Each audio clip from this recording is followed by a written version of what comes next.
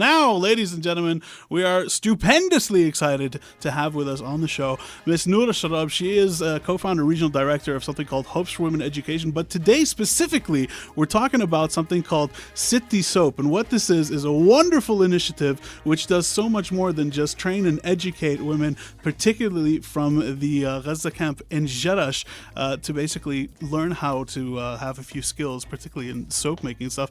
Noora, ahla wa sahla fiki. Ahlan, how are you guys? Come on closer. Don't be shy. Don't be shy. We're all very nice here, and we like to have a good time and talk about important things. The mic won't bite me. So no, it won't. And if you know us, you'll know that we're pretty friendly too. You are. First of all, Ben and I took a look at this, and it seems like such a great initiative. Just to kick everything off, can you give us a brief introduction to what this is?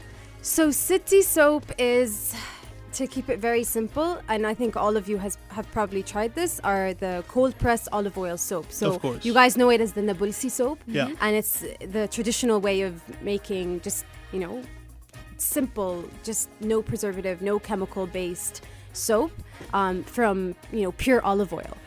So we wanted to take that tradition and we wanted to really feed it back into the community, and we're working really closely with the Gaza refugee camp in Jerash, where we work with some of these amazing, empowering, beautiful women that are trained in the making of this cold pressed olive oil soap, and we want to help them basically set up the structure and the foundation to really make the soap, get employment through the skill sets that they have, and then start marketing this both locally in Jordan and inshallah in the region. Because this is it's like you said, we all know what this is and we've all used it at some point in our lives. I think lahalla fi kthir minna we choose to use this, so it's very, very cool. It identifies with us very much. Yeah. But the question is, Kaman, we wanted to know how you decided to work with women in particular in the refugee camp as opposed to men and women. Was that a conscious decision? I've done a lot of work in the camp, and we've noticed that. And again, I have nothing against men. No, not at all. Not at all. It's a question. But we noticed that, women have the role to really empower their families. And if we empower women to really use some of their skill sets and educate them and give them the hope, they are, in a sense, teachers for their own children and for the next generation. And so we've felt the need to do that. Not because we don't believe in the men that are in the community, on the contrary. But we really feel it's necessary to gift these women with necessary tools to kind of really help them succeed. Now, when you approached them with this concept, did you feel that they welcomed it? Well, some of them were already working on it, but the thing is they just don't have that push. So me and Jackie Sophia, who's another co-founder, she's an ex-Fulbright student who ended up, instead of going back, ended up just staying here to kind of continue working in the camps. We felt like there was a lot of women that already do amazing work, but like you said, they don't have the proper networks, they don't have the proper channels, they probably don't have the right marketing or branding. And so we came in saying, let's use some of your amazing skills, let's really help you get this out and get people to know about it, and to really push the community to help support them. And then you've decided to do this part, at least at this point, with the women of the Jerash camp.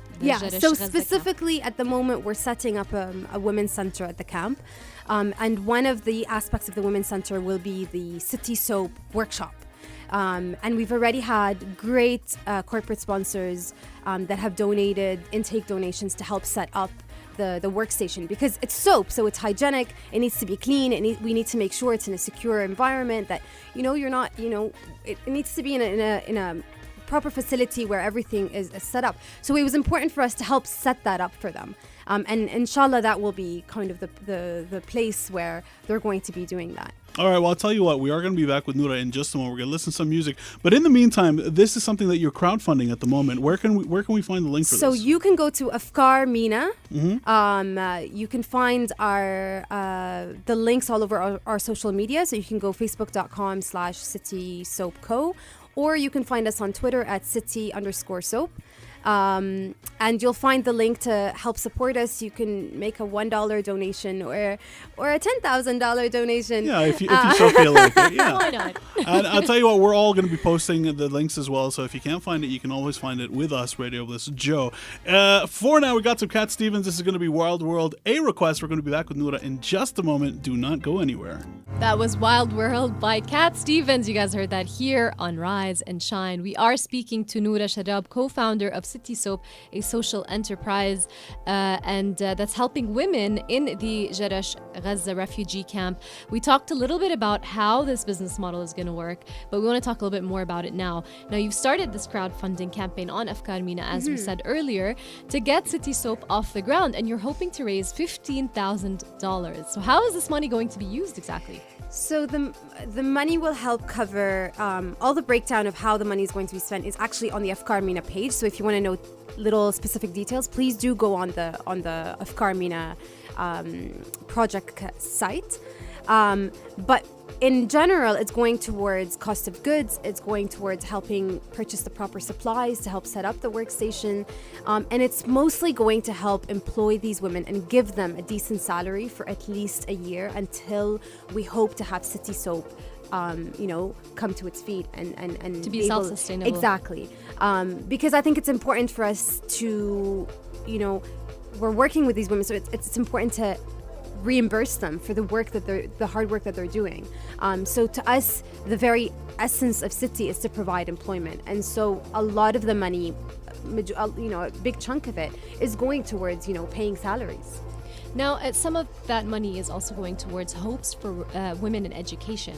Yes, so Hopes for Women in Education is a non-profit NGO that works to provide higher education scholarships for refugee women between the ages of 19 to 30. So any profit made from Sitti, eventually, the model is that all profit goes back to either helping train other women in different skill sets or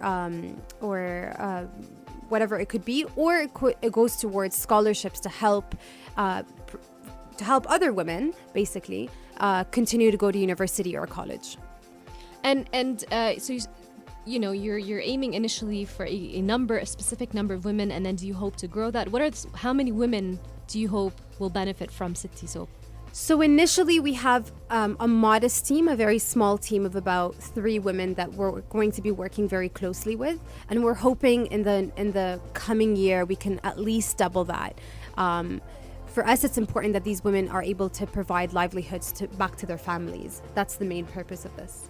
Well, and since you're talking about making a living, I mean, maybe you can just give us a little bit of paint us a picture of what are the conditions like in the Gaza camp. How do most people make a living there? It's very hard. The majority of the people that live there live within the poverty wage. Average salary there is 190 JDs a month, and there's an average family, household family of about 6 to 8. So a lot of them, and because they don't have national ID numbers, it's even harder sometimes for them to get jobs. So there are a lot of restraints and restrictions, and people end up depending on daily wages or daily jobs. And so it's very precarious and very unpredictable whether, 1 month they might be making money and the next month they might not, because it could be seasonal. So it's important for us. I mean, we do a lot of work in the camps, and it's great. We find the community so many times will donate such great stuff, whether it's, intake donations or even monetary donations to help families financially. But we also believe in really empowering people to kind of take things on their own. It's kind of like, feed a man a fish every day, you'll feed him. But if you teach a man how to fish, he'll eat for a lifetime. So it's kind of that concept of, if we can help them feel empowered. So it's not like, here's money, we feel bad because you're poor. We want to say, like, no, you have the skill set. You're able to kind of take things in your own hands. And they can do that. And they're incredible, and so they're so empowered. And even when they live in desperate situations, they're still able to make, to look at the brighter side of things. Hello, Noora. I know that this is something very close to your heart, and it's very personal for you. How did you start with this, and why is this such an important issue for you? I started initially doing a lot of work closely with a refugee camp maybe like 7 years ago. Okay.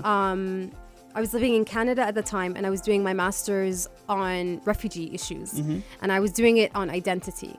And as a Palestinian living in the diaspora for so long, it was very important to me to kind of connect with the refugee community, because, you know, there are millions of refugees living in camps that I probably have never visited, and I was really interested to kind of really connect to that. And so I came to Jordan on a mission to do this research, and I wanted to really know more about these people. And I was lucky to be situated to actually live with a couple of families, both in Zarqa refugee camp and the Jagash refugee camp. Okay. And when I went there, I felt like my work wasn't done. I felt like I didn't want to just come take information from them and then, you know, get out. I really felt I had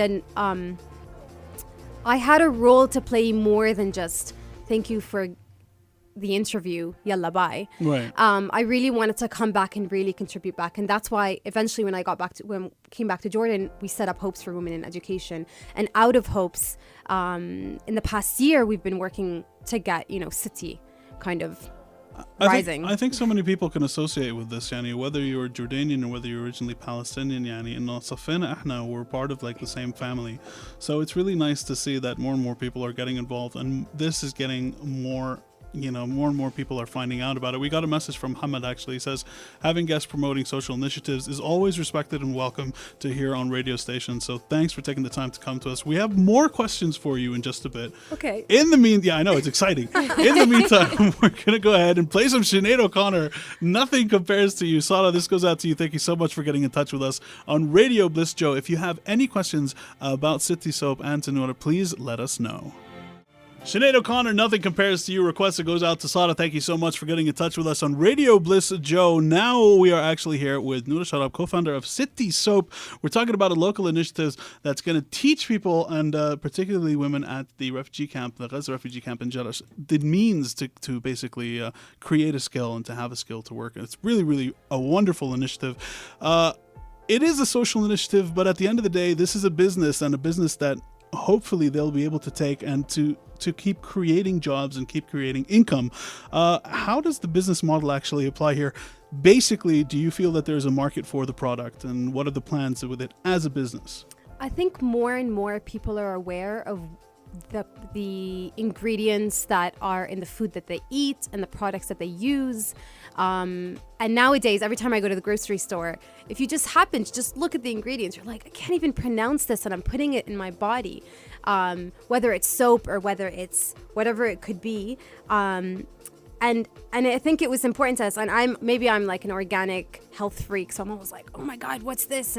And when I recently had my baby, it was very important that like everything I used was, you know, eco-friendly and something that, you know, was good for the environment and all of that.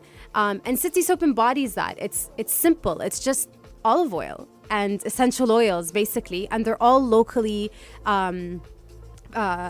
purchased, and we work with local farmers, like local olive oil farmers, olive farms, where we procure the olive oil, and so it's simple. It's not complicated. It's just how your teta or your sitto or whatever you call her was probably using back in the day to wash her hair and wash her body. And it's true. This comes back to something that we've noticed with food as well, is that basically if your grandmother can't identify it, chances are it's probably not going to be very good for you. I think a lot of people are starting to believe that as well. Right now, where can we get this? Can we buy it yet? Not yet. Almost. Right. So this is why we launched this crowdfunding campaign, is because we wanted to get that extra little push to really help us with the final branding, the packaging, so it's really beautiful and it doesn't come in a doggy bag. I like the doggy I like bag. the doggy bag. It's true. You did bring us really nice gifts. We are going to show you what it is in just a bit. But I think it's important for us because when you buy something, it's also important that you buy a product that's beautiful. I'm all for beautiful design and beautiful branding, because it goes a long way to make you feel good when you make a purchase, and you kind of want to leave it and be like, wow, that looks nice, and I want to, you know, support a cause. So this crowdfunding campaign is really going to help us get that push, get it out to market. We've already talked to local community members and local businesses that have been so amazing of saying, okay, when you're ready, we'll have it in our shelves and we're ready to do. I mean, I won't say their names yet, but it just means that you just have to tune in and follow us to kind of find out who these people are. We're constantly going to be letting people know what's going on with you. We did get a message from Osama, actually. He wants to know how you manage between a 1-year-old and generally how you balance work and family life. I don't know. I think it's just a lot of passion in what you do. I think it's important to believe in the overall result of what you're doing. And I think it's important to, I'm not sure. I think it's important to just, I don't know. I'm not sure. I also want to thank him because he's also very supportive. So maybe he's saying that so I can say like, thanks for supporting me. Continue doing it. Well, I'm not sure. We're all being very, very supportive here. And basically, we just wanted to know finally what the ultimate hope and vision for the women of the Jarash refugee camp is going to be in the long run. I think for us, with Sitti or with any other social enterprise project, it's to eventually get them on their feet and to have them feel like they can take their lives in their own hands without our help. But I think essentially as a community, if we help each other and we really kind of reach out and say, you know, we're all kind of connected in some way. Right. And so I feel like just the whole idea of getting them to kind of be able to help their families in itself enough for us. If we help one person be able to sustain their family of 6 to put food on the table, I think we did our job. Well, thank you so much for being with us here today, Noora. Everybody else, if you do want to contribute, you can do that by going to AFKARMENA. We are going to post all those links for you. Thank you. You guys can check out all the entire business model of Sitti Soap, and it is really, truly a fantastic project. So all the best to you. Good luck. And of course, before we say goodbye to you, you did make a request. I did. And you wanted to dedicate it to someone. I want to dedicate it to my brother, who should be listening. Let's hope he is. Let's hope he is. If he's not, then I'll just, I'll just beat him. Hence the Michael Jackson song. But this Beat It song is for my brother, Ahmed, in Saudi. All right, guys. Noora, thank you so much. We're going to get back to the music here. I'll give you all of the links. Just follow us on Radio Bliss Joe right about now.